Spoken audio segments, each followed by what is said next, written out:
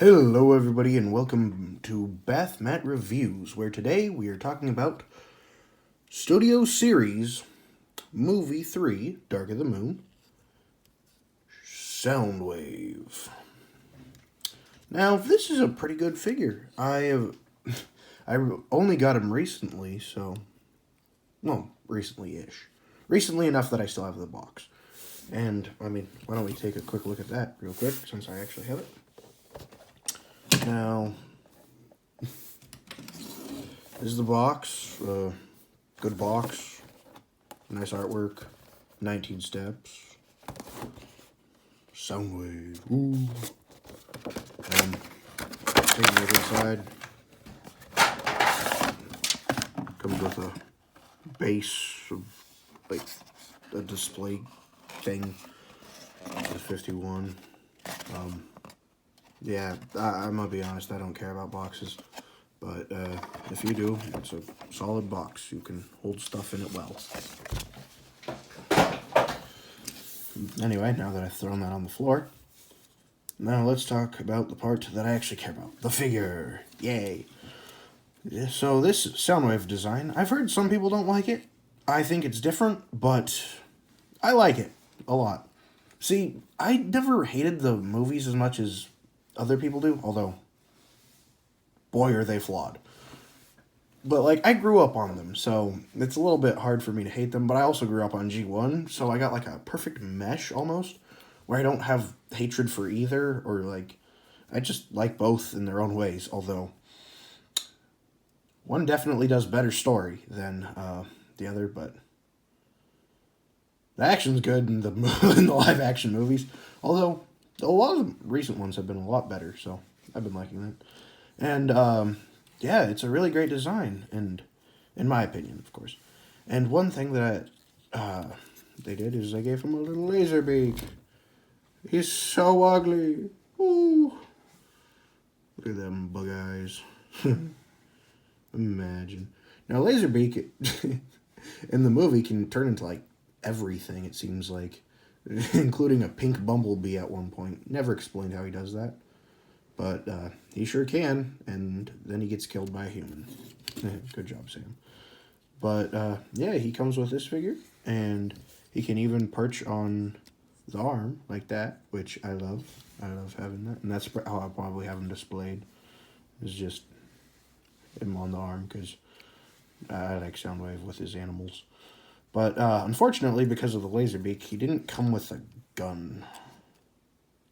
Oh well. Is what it is. So, yeah, with... he has regular articulation, although no wrist swivel, and it's a little bit hard to move the head because of just everything around it, but, it works fine enough for any poses, and no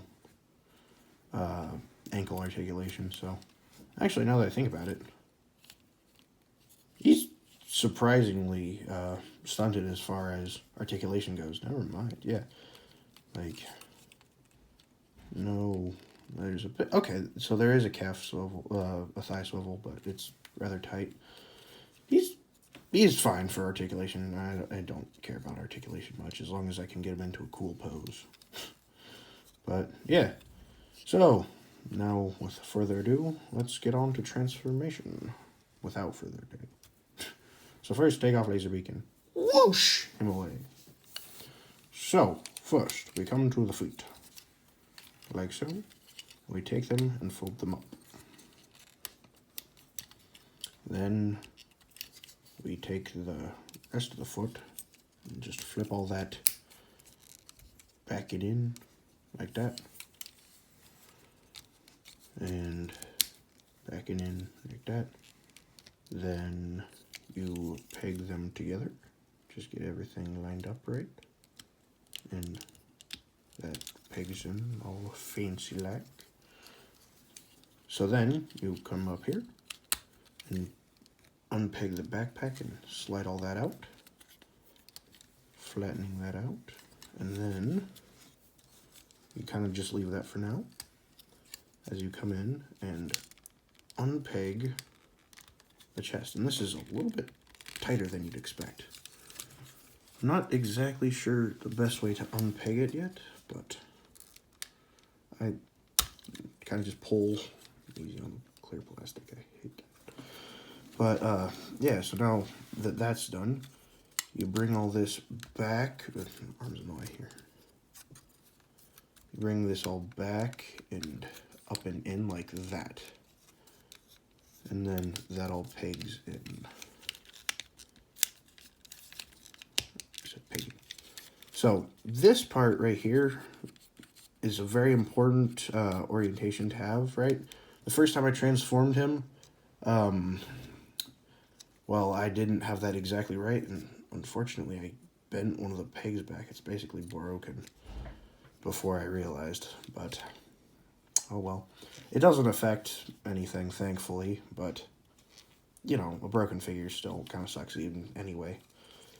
But, so, come down to the hands, open up this flap, it's right there, just boop, flip in the hands, bring the shoulder pad up and peg that in like that, and then bring the arm in and peg that in like that.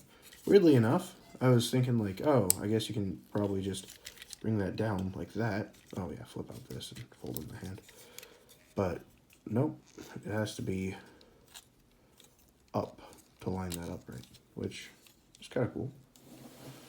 And then take all of this, bring that down, and bring that down, and then squish these in.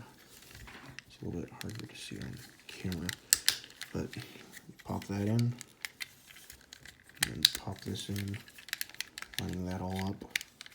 Now you have 90% of the car done, and then you have a guy with a face. Now you can actually see it better. He sure is ugly. Now, then you bring the head forward and down, and then you flip the whole thing like so. That was the easiest time I've had doing that. Then I like to bring it forward and make sure that the head spikes aren't bent, just to make sure, and then you can bring it back down. Then you come in here, bring down these bits. Now these have a tendency to pop off, but if you take it slow and easy, you flip them around and you have it all locked in before and after.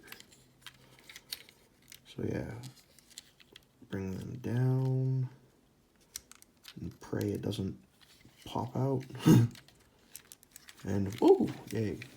Flip both of them around, and then all of this folds up.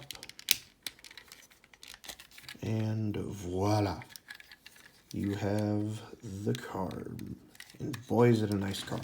Now, I'm not a real world car person. I like it when they can turn into robots. But